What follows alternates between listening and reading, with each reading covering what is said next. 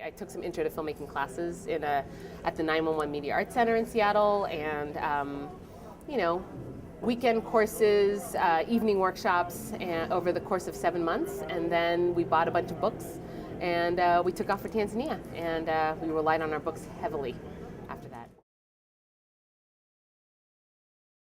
Oh my gosh, there's one that was called Cross-Cultural Filmmaking, which was awesome. It had a lot of technical things to consider, ethical issues to consider when interviewing subjects, and then also just sort of, how to navigate challenging cross-cultural expectations, and you know what I mean, like just how to do it in a way that is ethical and grounded, and things that you should be aware of in case you're not aware of them. So Cross-Cultural Filmmaking was a really, really good book. Yeah. After a while, they didn't really notice that no one there noticed the camera was there.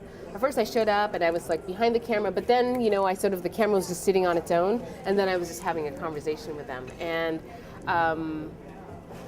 I think partially because they're not necessarily used to having cameras in their space. They haven't seen movies on big screens, so there's not necessarily so much of the reasons why I'm getting nervous talking in front of this camera didn't really apply to them, because they were just having a conversation and there was a weird thing in the room. You know what I mean? So they were actually very, very open and willing to just sort of engage in a conversation, and the camera sort of was secondary to that. So yeah, I was lucky.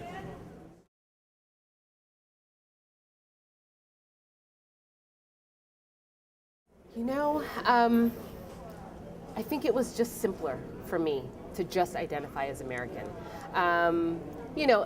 At home, within the context of my family and within the context of my close friends, being Tanzanian and Korean, I was Tanz-American, to my friends.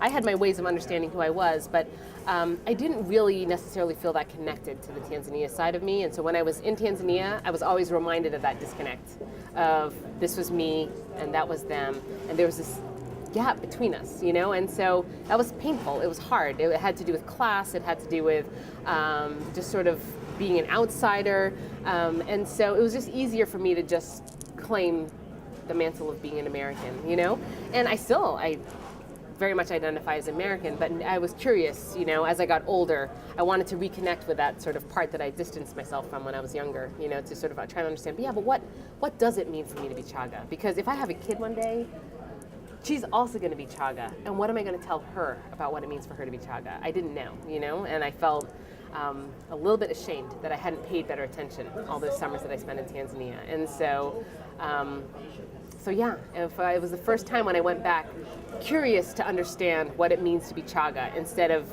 adamant that they understand that I'm American, Yeah.